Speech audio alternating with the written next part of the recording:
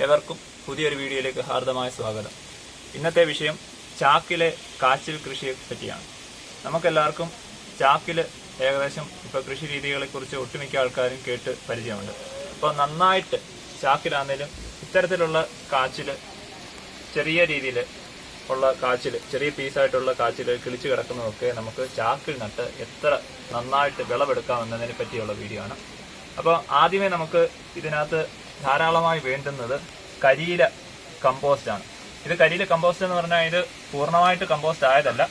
അപ്പം ഇത്തരത്തിലുള്ള കമ്പോസ്റ്റും അതേപോലെ ചാണകപ്പൊടിയും, പിന്നെ ഞാൻ ചാരം എടുത്തില്ല, ചാരം എടുക്കാഞ്ഞത് ഇതിനകത്ത് പൊട്ടാഷ്, ഈ കരിയില കമ്പോസ്റ്റ് തന്നെയാണ്, അതിനകത്ത് പൊട്ടാഷ് കൂടുതലാണ്. പിന്നെ നിങ്ങൾക്ക് കയ്യിലുണ്ടെങ്കിൽ അതേപോലെ വേപ്പ് പിണ്ണാക്ക് ചേർക്കാം, അതേപോലെ തന്നെ റോക്ക് ഫോസ്ഫേറ്റ് ചേർക്കാം, ഫോസ്ഫറസിൻ്റെ ഗുണത്തിന് വേണ്ടി. പിന്നെ ചാക്കിൽ നമ്മൾ കൃഷി ചെയ്യുമ്പം യാതൊരു കാരണവശാലും ധാരാളം മണ്ണ് ചേർക്കേണ്ട ആവശ്യമില്ല. അപ്പം നമുക്ക് എടുത്ത് മാറ്റി വെക്കാനാണേലും അതേപോലെ ഉള്ള എളുപ്പത്തിനൊക്കെ നമുക്ക് ചാക്കിൽ മണ്ണ് ഒരുപാട് ഉപയോഗിക്കേണ്ട ആവശ്യമില്ല. അപ്പോൾ ആദ്യമേ വേണ്ടുന്നതെന്ന് പറഞ്ഞാൽ ഇത്തരത്തിലുള്ളൊരു ചാക്ക്, വലിയ ചാക്കാണ്, അത് ഞാൻ സാധാരണ ഇങ്ങനെ മടക്കിയതാണ്. ഇത് നേരത്തെ കമ്പോസ്റ്റ് ചെയ്ത് വെച്ചിരുന്ന ഒരു ചാക്ക്, ഇത് വെച്ച് ആണ് കമ്പോസ്റ്റ് ആക്കിയിരുന്നത്. അപ്പോൾ ആ ചാക്ക് തന്നെ നമുക്ക് പിന്നീട് ഉപയോഗിക്കാം, ഇതിന് വേറെ വലിയ വിഷയങ്ങളൊന്നുമില്ല. അപ്പം ആദ്യമേ വേണ്ടുന്നതെന്ന് പറഞ്ഞു കഴിഞ്ഞാൽ ഏറ്റവും അടിയിലായിട്ട് നമുക്ക് ഈ കരിയിലയുടെ പകുതിയായിട്ട് കമ്പോസ്റ്റ് ആയി കിടക്കുന്നതിന് നമ്മളിതിലേക്ക് ഇട്ട് കൊടുക്കണം. ഏറ്റവും അടിയിലോട്ടാണ് നമ്മൾ വളങ്ങൾ കൂടുതലും കൊടുക്കേണ്ടത്. അപ്പോൾ കൊടുക്കേണ്ടുന്ന വളങ്ങൾ അടിയിലോട്ട് കൊടുക്കുമ്പോൾ അതിൻ്റെ വളർച്ച നന്നായിട്ട്, അതായത് വേര് പടലം ഏറ്റവും അടിയിലേക്ക് നന്നായിട്ട് പോകും. അപ്പോൾ കരിയിലയാകുമ്പോൾ ഈ മണ്ണ് കുറച്ചേ കൊടുക്കുന്നുള്ളതുകൊണ്ട് ഇതിന് ഇളക്കം നന്നായിട്ട് ഉണ്ടാവും. അപ്പം വേര് പോകുന്നതനുസരിച്ച് ഇത് വളർച്ച നന്നായിട്ട് വരികയും ചെയ്യും. അപ്പോൾ ഈ മണ്ണിലേക്ക് ഇനിയിപ്പോൾ ഇതിലേക്ക് തന്നെ ശകലം മണ്ണൂടി ഇടുകയാണ്. ഇതിലേക്ക് ശകലം മണ്ണ്, ഒരുപാട് മണ്ണിൻ്റെ ആവശ്യമില്ല.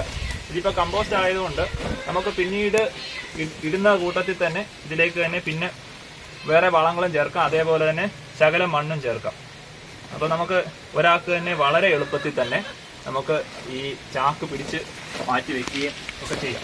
പിന്നെ വേറൊരു കാര്യം, കാച്ചിലായതുകൊണ്ട് നമുക്ക് ഒരുപാട് ഇതിലേക്ക് വേറെ വളങ്ങൾ പിന്നീട് ഇട്ട് കൊടുക്കേണ്ടി വരും. കാച്ചിലും ചേനയൊക്കെ എന്ന് പറഞ്ഞാൽ നന്നായിട്ട് വളം വലിക്കുന്ന ഒരു വിളയാണ്, എങ്കിൽ മാത്രമേ പെട്ടെന്ന് തന്നെ വിളവ് കിട്ടത്തുള്ളൂ. അപ്പോൾ ഓരോ ലെയർ ഇതേപോലെയുള്ള കമ്പോസ്റ്റും, കരിയില കമ്പോസ്റ്റും, പിന്നെ അതേപോലെ തന്നെ ശകലം മണ്ണ്. അപ്പോൾ ഇത് ഓരോ ലെയറായിട്ട് ഇങ്ങനെ നമ്മൾ ഇടുമ്പോൾ ഈ വേരിന് നന്നായിട്ട് ഓട്ടം ലഭിക്കുകയും, അതേപോലെ തന്നെ പിന്നെ അതുപോലെ ചാണകപ്പൊടി കിട്ടിയില്ലേ കുഴപ്പമൊന്നുമില്ല. ഈ കരിയില കമ്പോസ്റ്റ് മാത്രം ഉണ്ടെങ്കിലും നന്നായിട്ട് പൊട്ടാഷ് ഉള്ളത് കൊണ്ട് ഇതിന് നന്നായിട്ട് നമുക്ക് വിളവ് ലഭിക്കുന്നതാണ്. പിന്നെ ഇത് കൊണ്ട് വയ്ക്കുമ്പോൾ ശ്രദ്ധിക്കേണ്ടത് നല്ലപോലെ വെയിൽ ലഭിക്കുന്നിടത്തെ വയ്ക്കാവൂ. കാച്ചിലിന് നമ്മൾ ഉയരത്തിൽ പടർത്തുന്ന അനുസരിച്ചാണ് അതിൻ്റെ ചുവട്ടിൽ കിഴങ്ങ് നന്നായിട്ടുണ്ടാകുന്നത്. നമ്മൾ തണലത്ത് വെച്ചാൽ ആ വള്ളി ഒരു വെയിലുള്ള ഭാഗത്തേക്ക് വെക്കുകയാണെങ്കിൽ നന്നായിട്ട് നമുക്ക് വിളവ് ലഭിക്കും. അപ്പോൾ ഇങ്ങനെ ഇതിപ്പോൾ നിറച്ചതിന് ശേഷമാണ് വിത്തായി നടേണ്ടുന്നത്.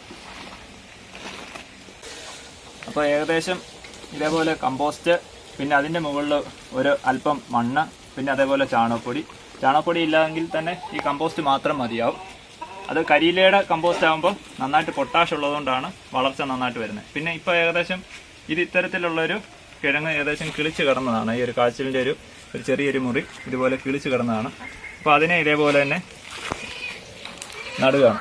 അപ്പം കാച്ചിൽ നന്നായിട്ട് അടിയിലേക്കാണ് പോകുന്നത്. അപ്പോൾ വേര് അതിശക്തമായിട്ട് ഇതിൻ്റെ ചുവട് ഭാഗത്തേക്ക് ബേസിലോട്ടാണ് പോകുന്നത്. അപ്പോൾ ആദ്യമേ നമ്മൾ കൊടുക്കുന്ന വളം ഏറ്റവും അടിയിൽ നല്ലപോലെ കൊടുത്തെങ്കിൽ മാത്രമേ കാച്ചിന് നന്നായിട്ട് വിളവ് ലഭിക്കുകയുള്ളൂ. അതേസമയം ചേനയാണെങ്കിൽ മുകളിലേക്കാണ് വളരുന്നത്. അപ്പം ചേന മുകളിലേക്ക് വരുന്നതനുസരിച്ച് നമ്മൾ ചുവട്ടിലാണ് വളം കൊടുക്കുന്നത്. ഇപ്പോൾ ഇതിനും അകത്തേക്ക് നമ്മൾ വളം കൊടുത്തു കഴിഞ്ഞാൽ എടുക്കത്തില്ലെന്നല്ല. അപ്പം നന്നായിട്ട് അടിയിലോട്ട് ഈ പറഞ്ഞ കരിയില കമ്പോസ്റ്റും മറ്റുള്ള വളങ്ങൾ, വേപ്പ് പിണ്ണാക്കങ്ങളൊക്കെ കൊടുക്കുകയാണെങ്കിൽ നമുക്ക് നന്നായിട്ട് വിളവ് ലഭിക്കും. അപ്പോൾ ഇത്രയും ചെയ്തതിന് ശേഷമാണ് പിന്നീട് ഈ ഉള്ള ബാക്കി വളങ്ങളോടെ ഇതിനകത്തേക്ക് ഇട്ട് കൊടുക്കേണ്ടത്. ഇത്രയും കരിയില കമ്പോസ്റ്റ് ഇവിടെ ഉണ്ട്. ഇത് ഏകദേശം ഈ ഒരു ചാക്കില് മുഴുവൻ കരിയില നിറച്ചിരുന്നത്, അല്ലാതെ വേറെ വളമൊന്നുമല്ല. അതെല്ലാം അഴുകി ചേർന്നതാണ്. അതിൻ്റെ അടിയിൽ അത് കണ്ടില്ല, അത്തരത്തിലുള്ള കരിയില കമ്പോസ്റ്റ് മാത്രമാണ്.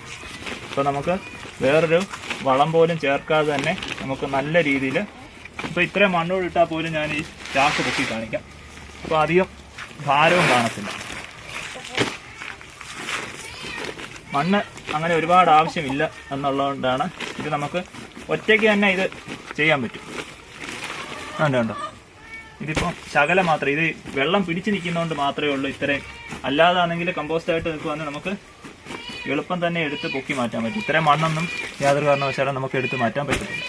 അപ്പോൾ ഇതിനെ പിന്നെ ചെയ്യേണ്ടതെന്ന് പറഞ്ഞു കഴിഞ്ഞാൽ, ഇതേപോലെ നമ്മൾ ഒരു കമ്പ് ഇവിടെ കുത്തി നിർത്തിയിട്ട് നമ്മൾ ഏതെങ്കിലും നല്ല ഉയർച്ചയുള്ള പ്രദേശത്തേക്ക്, അതായത് ഏതെങ്കിലും മരത്തിൻ്റെ മണ്ടയ്ക്കോട്ട് ഒരു കയറ് എറിഞ്ഞിട്ടിട്ട് ഇതിനെ പടർത്തി കൊടുക്കണം. അപ്പോൾ ഇത് നന്നായിട്ട് മുകളിലേക്ക് പോകുമ്പോൾ, വെയിൽ കിട്ടുന്ന ഭാഗത്തേക്ക് പോകുന്നതനുസരിച്ച് ചുവട്ടിൽ നന്നായിട്ട് കാച്ചിലുണ്ടാവും.